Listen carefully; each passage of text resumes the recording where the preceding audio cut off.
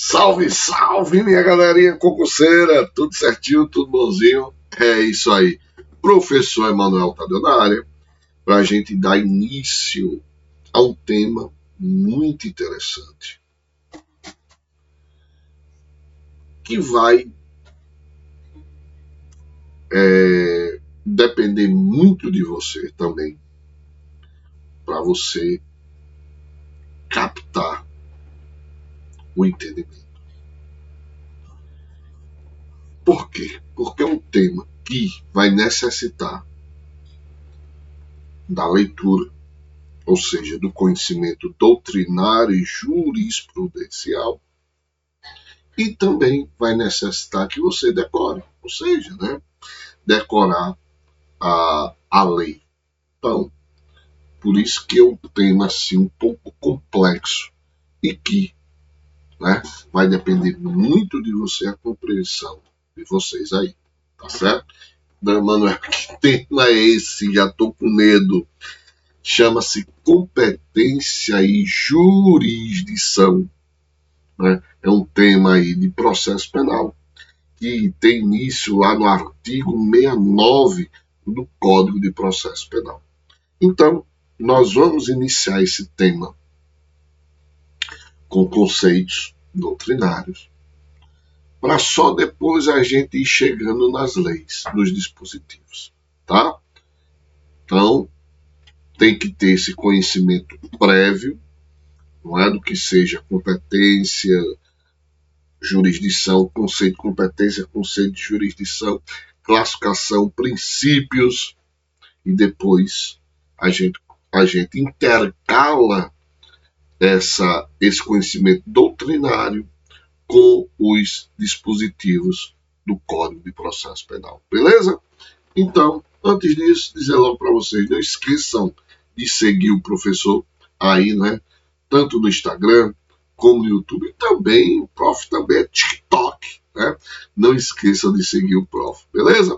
Então, vamos lá, suave da nave, vamos trabalhar, vamos produzir. Bem, como eu disse para vocês, o tema é jurisdição e competência.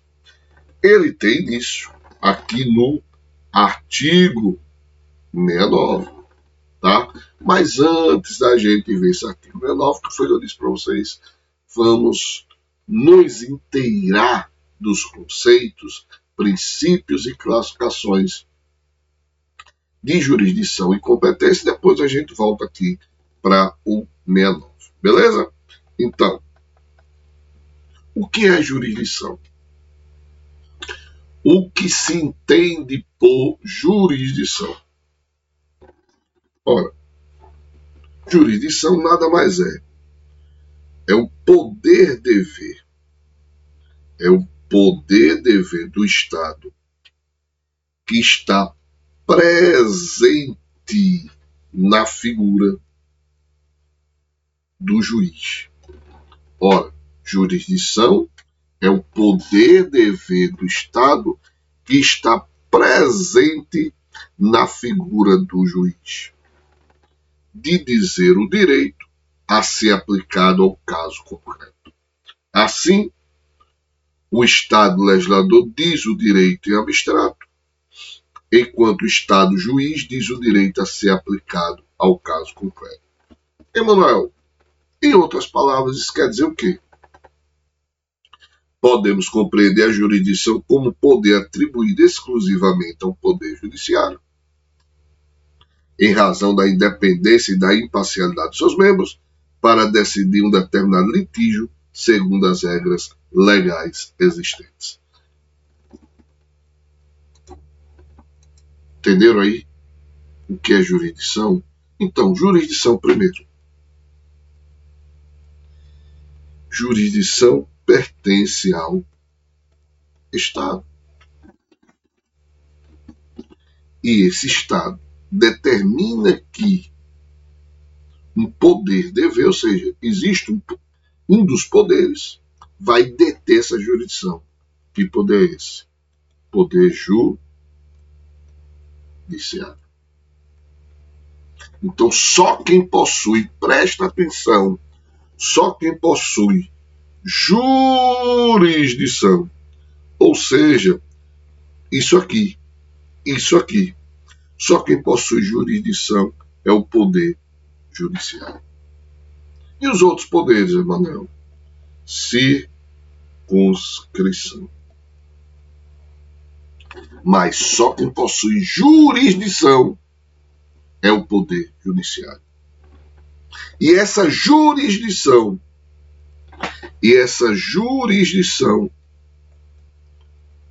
que possui o poder judiciário é exercida por quem?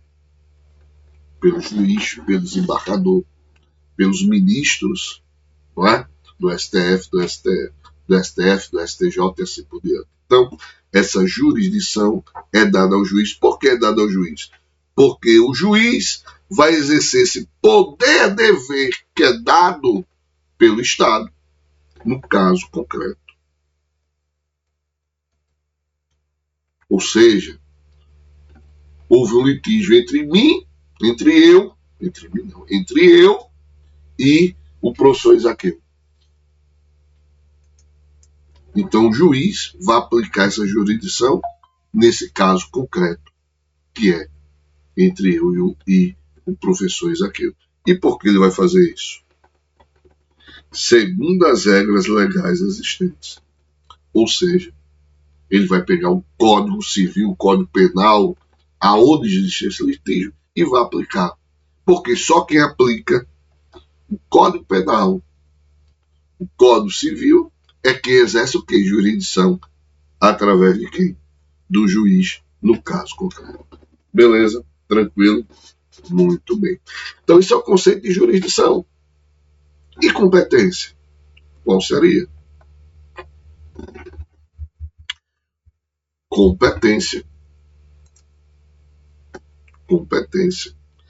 é a medida da jurisdição. Apresenta-se como uma verdadeira limitação da jurisdição, definido por meio de um conjunto de normas, qual é o juiz que vai atuar nos mais variados casos, concreto e objetivamente falando. Ora, todo juiz tem jurisdição. Entende isso aqui? Isso aqui é importante. Todo juiz tem jurisdição, mas nem todo juiz tem competência, não é? Todo juiz tem jurisdição, mas nem todo juiz vai ter competência para aquele caso concreto. Todo juiz tem jurisdição, mas não vai ter, não é, competência para agir naquele caso concreto. Como assim, mano? Bora lá. Você tem um juiz da vara penal, você tem um juiz da vara de família, só estou botando, você botar esses dois só. Todos esses dois juízes aqui possuem o quê? Jurisdição. Todos esses dois juízes possuem jurisdição. Mas você tem aqui um caso de homicídio.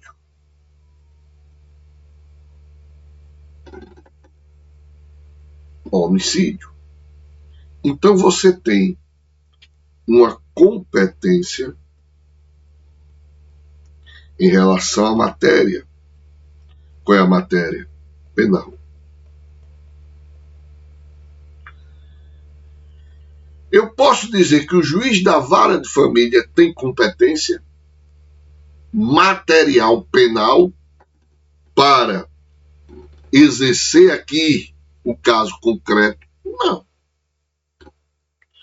Só quem vai ter competência dessa matéria é o juiz da vara penal. Entenderam aí? Vamos pegar outro exemplo agora.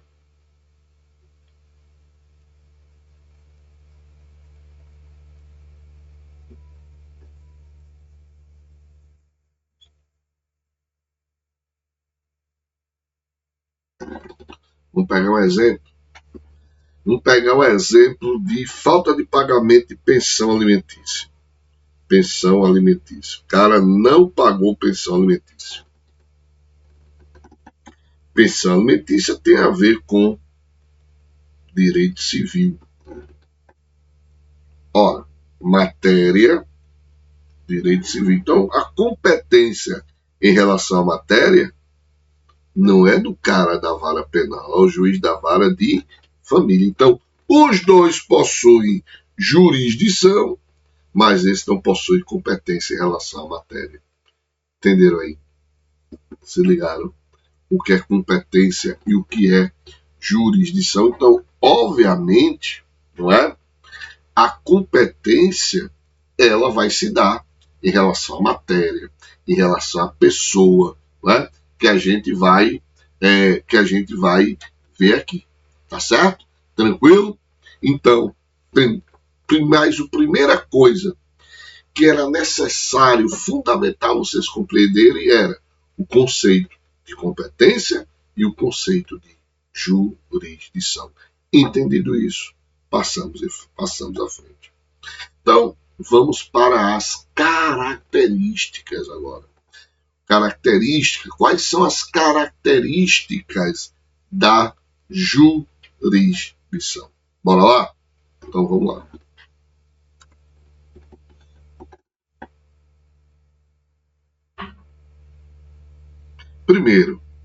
Primeira característica, órgão adequado. Quer dizer órgão adequado, Manuel? A jurisdição é exercida por um juiz, em sentido amplo, né? Porque quando de juiz a gente está falando em desembargador, ministro do STF, ministro do STJ e assim por diante. Órgão que é do poder judiciário. Então, uma das características da jurisdição é um órgão adequado. Que órgão adequado é esse? Poder judiciário. Contraditório. O juiz somente conseguirá dizer o direito, isto é, dizer quem tem razão, se ouvir todas as partes em igualdade de condições. Então, veja, não é só um indivíduo. Um processo tem duas partes, não é?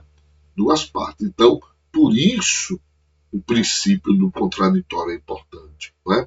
Então, na jurisdição tem que haver o contraditório. Tem que ocorrer alguém que vai falar, não é? Fazer a denúncia, e outro que vai contestar. Tá certo?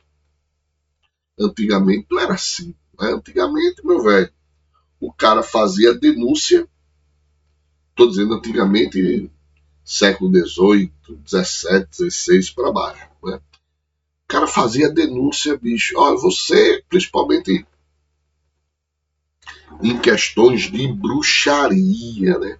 Em questões de bruxaria. O cara fazia denúncia, velho, e foda-se. Foda-se. Foda-se você pra... como é que se diz? Você que foi acusado, para você se defender. Porque se alguém lhe acusasse, lascou. Não é? Para você se defender, você teria que ter uma gama muito grande de testemunhas para dizer que você não era aquilo que estavam dizendo de você. Então, graças a Deus, não é? Essa questão aí do contraditório, não é? Evoluiu e muito, que senão, fuder. Bora lá. Próxima característica. Procedimento. Então, exige-se a observância ao modelo legal de procedimento penal previsto na lei, em todas as etapas do processo, de modo a melhor aplicar o direito ao caso concreto. Então, você vai pegar, não é, o que está previsto em lei e aplicar o que estiver previsto em lei da melhor forma ao caso concreto. Outra característica, substitutividade. Ao exercer a jurisdição, o juiz se coloca entre as partes, de modo a substituir as suas vontades, dando a decisão final ao caso penal para dizer quem tem razão.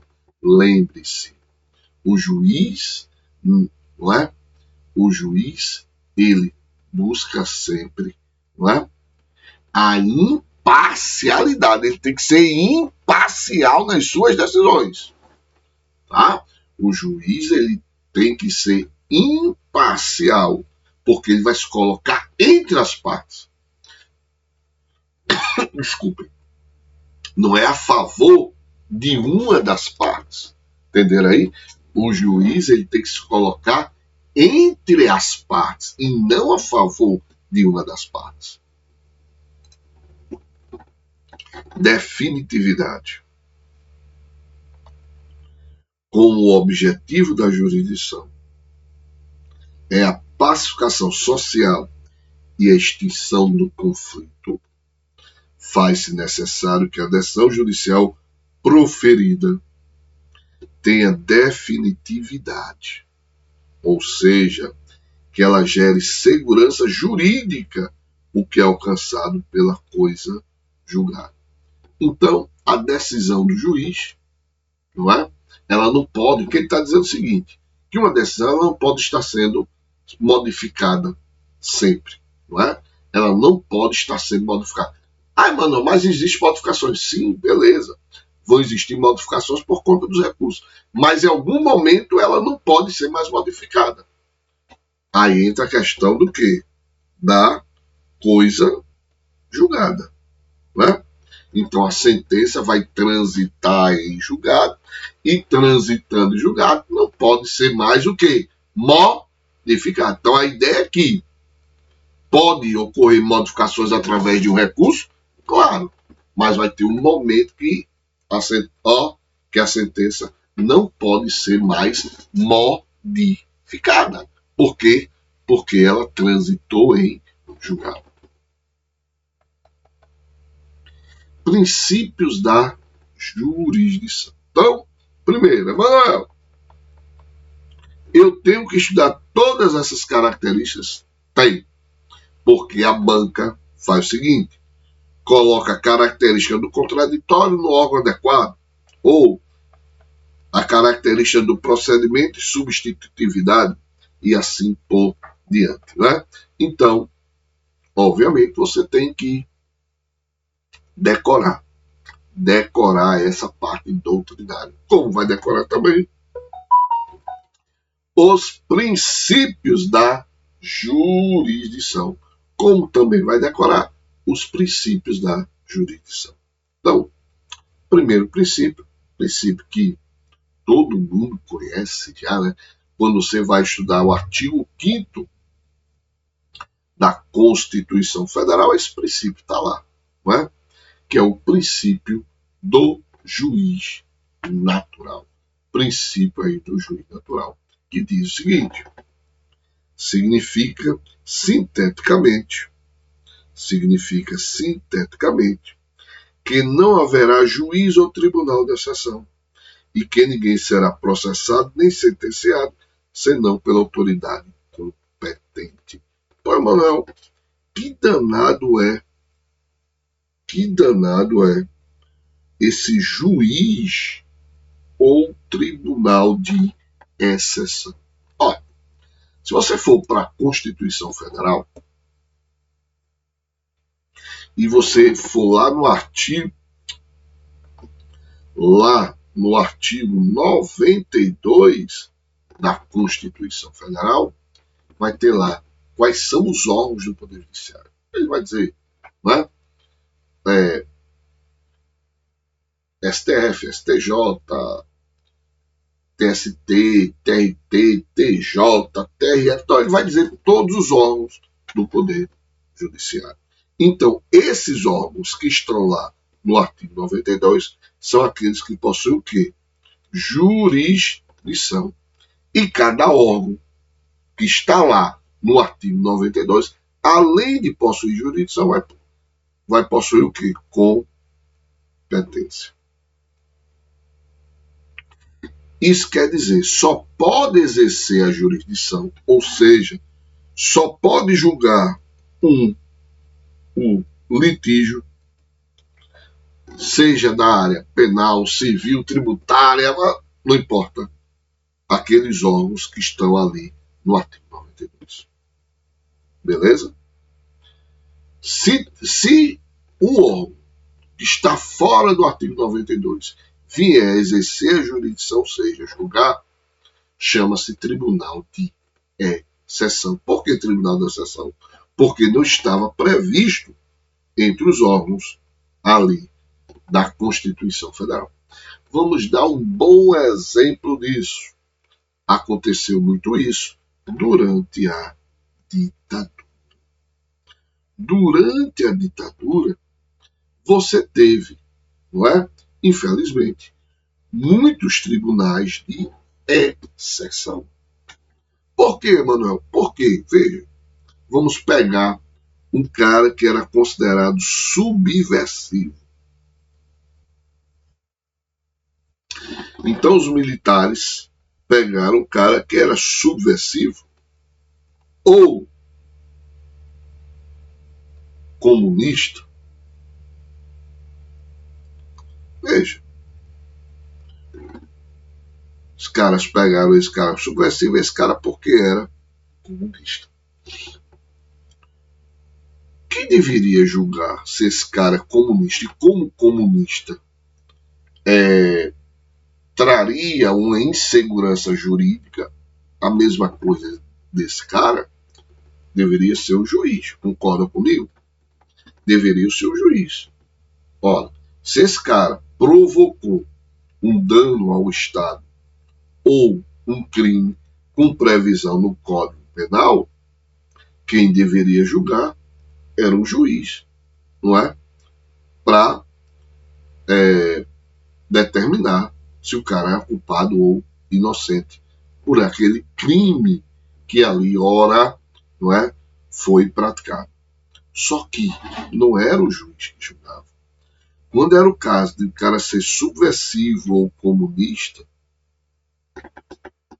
quem julgava eram os militares.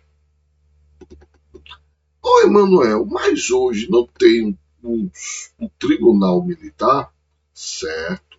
Mas o tribunal militar, como superior, o tribunal superior militar, não é?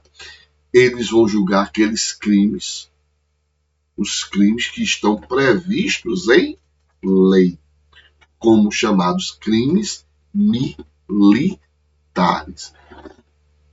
que, em regra, são aqueles crimes praticados por militares. Mas não tem crimes praticados por civis contra os militares, não é? Contra a instituição militar. Mas também tem esses crimes são previstos em lei do Código Penal Militar. Mas, na época, não tinha isso não. Se eu chegasse e dissesse, esse coronel é feio, eu ia preso.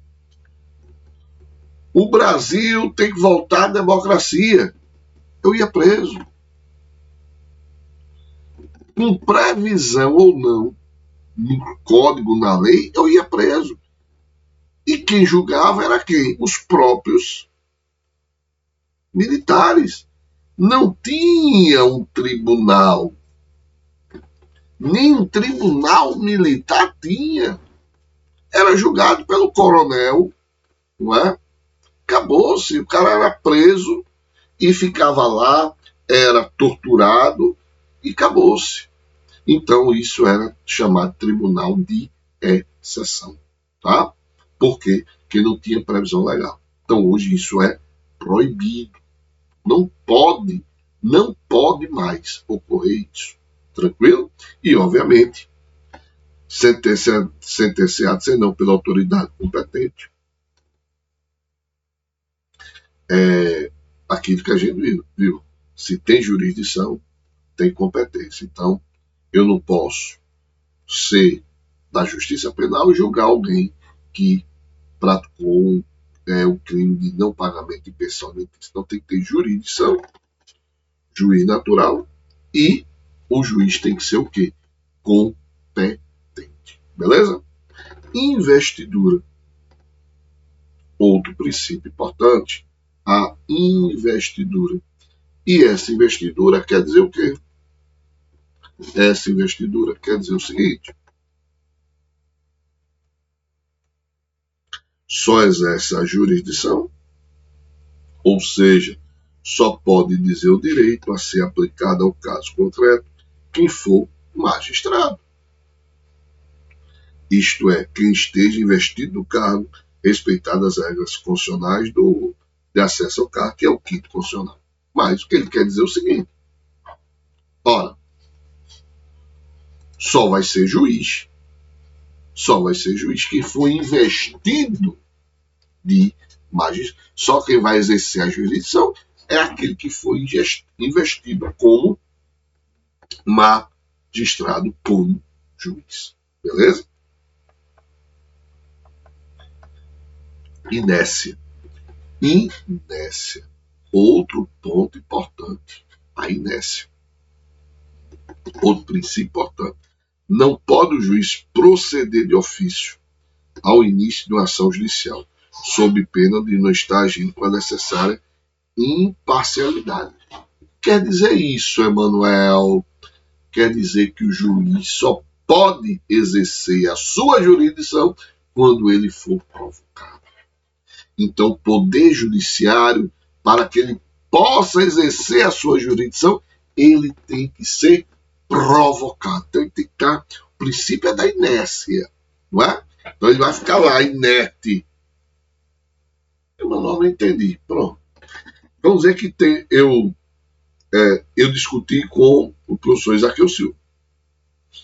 E tem um juiz lá de Limoeiro que disse: rapaz, esse professor Emanuel discutiu com o professor Isaqueu Silva. Não pode. Oxente, eu vou iniciar uma ação contra ele por injúria contra o professor Isaqueu Silva. Ora, não pode. Os juízes agiam de ofício. Não pode. Outro bom exemplo, né? Antigamente, o juiz poderia pedir a prisão preventiva ou temporária de ofício. Hoje não pode. Hoje não pode pedir a prisão temporária de ofício. Por quê? Porque quando ele pedia a prisão temporária, a prisão preventiva de ofício, feria esse princípio da inércia. Porque, ora, quem tem que pedir, quem tem que solicitar, quem tem que representar é o Ministério Público e o delegado, e não o juiz. O juiz tem que ficar lá esperando a solicitação. Beleza? Indeclinabilidade. O juiz não pode subtrair-se do exercício da jurisdição, ou seja, não pode declinar da jurisdição provocada, ou seja, eu entrei com a ação, o juiz não pode dizer: ei, não vou exercer essa jurisdição não, que tenho muito trabalho. Não, olha, não é a questão da competência, é declinar da jurisdição do seu exercício. Olha, eu não vou poder julgar essa ação não, porque esse mês eu tenho muitas ações. Olha, não pode.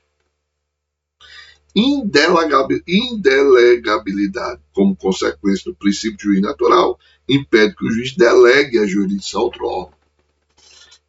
Claro, disse para vocês, a jurisdição é exercida única e exclusivamente pelo poder judiciário. A jurisdição é exercida pelo poder judiciário e nem por nenhum outro. Então não pode o poder judiciário dizer: vou passar aí essa jurisdição aí para o poder executivo para ele julgar. Mas, Emanuel, me diz uma coisa. O poder legislativo não julga? Opa! Aí como atividade atípica, porque a atividade típica de jurisdição é do poder judiciário. Mas a função atípica, os poderes também têm funções atípicas. Qual é a função típica do poder judiciário? O exercício da jurisdição inerente a ele. Mas, em alguns casos, o poder legislativo pode exercer essa função atipicamente. Veja, atipicamente. Quando eu digo atipicamente, é por exceção. E essa exceção tem que estar prevista na Constituição Federal. Beleza? Tranquilo?